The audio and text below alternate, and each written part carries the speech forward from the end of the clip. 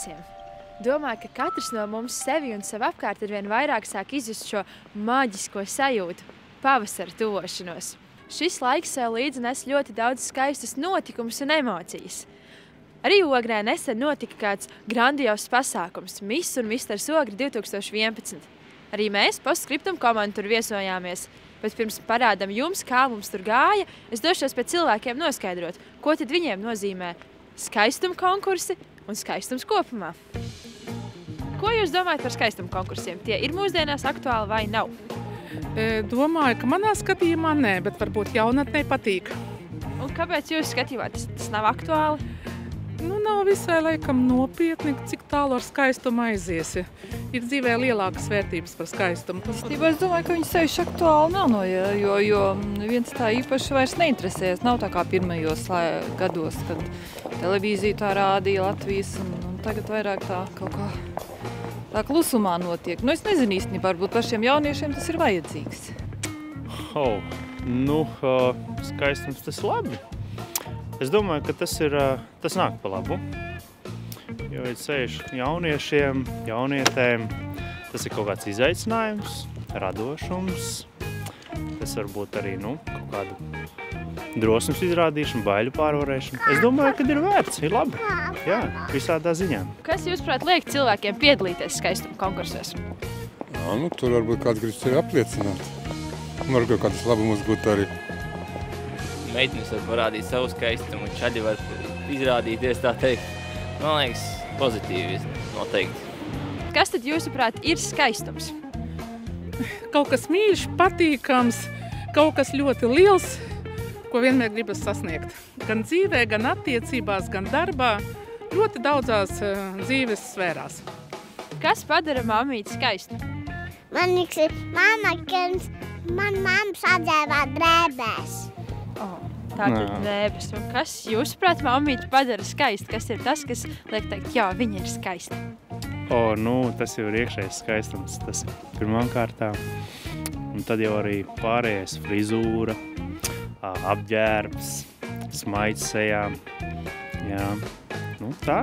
Vairāk jau laikam jāvērtē pēc tā iekšējā skaistuma, nevis pēc tā ārējā. Bet, protams, ka skaistums, bet katram jau ir savādāk tā skaistuma uztvere, un varbūt vienam viņš liekas skaists, un otram viņš neliekas cik skaists. Tā kā īstenībā man grūti pateikt pēc kā vērtēt. Tas kaut kāda iekšējā tāda sajūta, acīm redzot. Katram savais tā domāju. Jebkurā cilvēkā ir kaut kas skaists, un jebkurā cilvēkā ir kaut kas atkal, kas veido antipātijas pret viņu.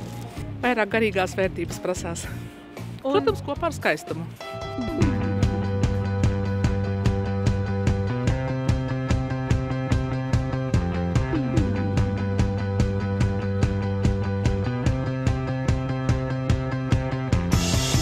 Vairāk kā pēc 5 gadu pārtraukuma Ogrē tika meklēts Miss un Misters Ogre.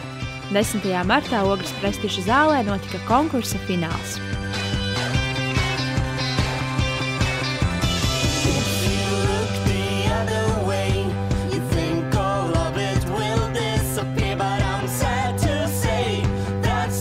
Kā tev radās ideja organizēt tādu pasākumu šeit Ogrē? Kad es pat nāku no Ogres, un bērnībā vienmēr nācu katru gadu obligāti skatīties šo pasākumu. Tas man bija tāds, nezinu, kā gada pasākums, ļoti interesēja, un tad vēl es biju bērns. Un es ļoti gaidīju, kad man pašai būs 18 gadi, es varēšu piedalīties. Bet man pienāca 18 gadi, pienāca, manuprāt, 2007. gads, un šie konkursi pārstāja pastāvēt.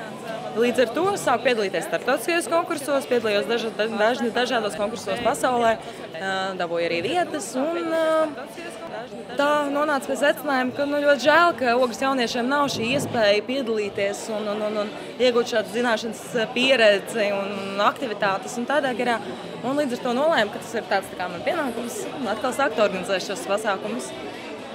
Manuprāt, es pati iegūstu ļoti daudz zināšanas, kāds man nebija pirms tam, jo reāli tas ir pirmais tāds lielais organizētais pasākums, kas iegūt zināšanas visās sfērās. Man pašai tā ir brīnišķīga pieredze arī šī visa organizēšana. Un kas tavuprāt ir tas lielākais ieguvums jauniešiem, kuri paši piedalās šajā konkursā? Pirmkārt, pirms es pati piedalījos kaut kādās konkursos, nekad mūžā nevarēju runāt kameras priekšā, bet tagad, manuprāt, to dara tā salīdzinoši brīvi. Redzu, ka jaunieši to dara diezgan tā saspīlēti un diezgan grūti. Līdz ar to, manuprāt, viņiem šī skatuves pieredze tāpat arī kameru priekšā un visādi šāda veida, viņiem palīdz atvērties, kļūt komunikablākiem, atvērtākiem, drošākiem, spēcīgākiem, jo, godīgi sakot, šie jaunieši daudz, kam ir gājuši cauri, daudz grūtībām, daudz problēmām, daudz stresam, ļoti smagiem treniņiem. Līdz ar to, manuprāt, viņi ir ļoti izauguši kā personības šo pāris mēnešu laikā. 3 mēnešus 12 atraktīvi un skaisti jaunieši cītīgi gatavojās konkursa finālam, attīstot, pilnveidojot sevi un cītīgi strādājot. Šodien ir ļoti, ļoti labs pacelāts noskaņojums. Mēs esam laimīgi, vai ne? Mēs esam vienkārši sajūsmā. Mēs esam priecīgi par to, ka beidzot ir pienācis Miss un Misters Ogra fināls. Šodien ir fināls, bet vai jūs atceraties to, kā jūs nolēmāt vispār parakstīties tādu avantūru? Atceraties to, kā jūs... Īstenībā tas bija diezgan spontāni. Es pēdējā dienā vispār pieteicos un negaidīju vispār, ka es tā nokļūšu, bet, esmu laimīga, tiešām. Man pavisam neviļus pieteica kāda meitene, un šobrīd esmu šeit. Jo meitenei bija kauns pieteikties Miss un Misters Ogra. Un tad pieteica tevi? Pieteica man, vispirms man bija tāds jautājums, vai es nevēlos. Es nevēlos pieteikties, un šeit jau tikpat kā dzīvoju. Es noteikti pateicu jā, un šodien esmu šeit. Un jūs esat apmierināti ar to, ka esat parakstījušies uz ko tādu un atskatoties uz šiem mēnešiem, kas ir pagājuši? Esat parakstījušies uz ko tādu un atskatoties uz šiem pluszīmīti? Tā ir noteikti viena liela pluszīmīte. Kāpēc? Jo mēs pirms šī šova, tas nav it kā nav šovs, tas ir konkurss. Pirms šī konkursa mēs bijām tādi klusāki, netik atvērti, netik smaidīgi un netik skaisti. Kāda mums skaistas dāmas. un tas viss jāsaka liels paldies Dianai. Liels paldies Dianai. Paldies, Diana. Jā, liels paldies. Mums sajūtas ir ļoti, ļoti labas, jo, kā skatos ārā, publika pieņem mūs ļoti pozitīvi. Vai ne? Aplausi ir ļoti skaļi, smaidīgi visi ir un acis mirts cilvēkiem. Tas ir pats galvenais, ko dod cilvēkiem, tā ir mīlestība un laime. Un mēs to dodam, un mēs to redzam, ka cilvēki to ņem pretī. Tieši tā. Konkursa finālistus vērtēja žūrija, kuri pārstāvēja dažādas jomas, kurās jaunieši bija sevi attīstījuši.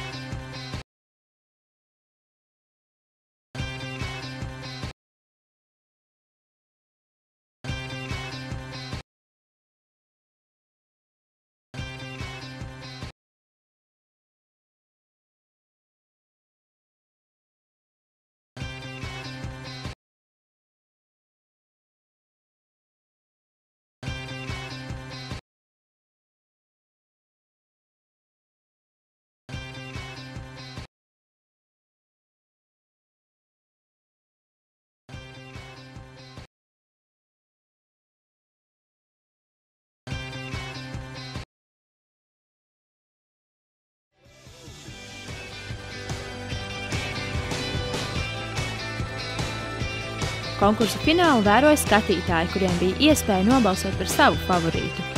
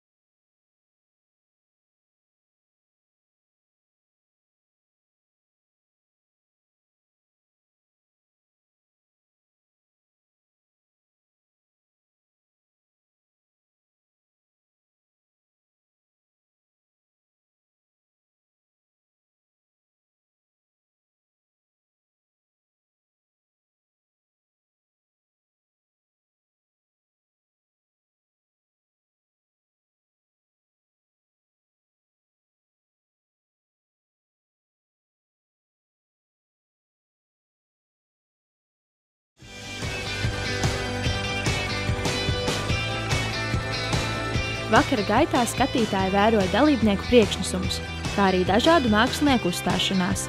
Un tad tika noskaidroti uzvarētāji – Katrīna Beldava un Jānis Rumpis, Miss un Misters Ogri 2011.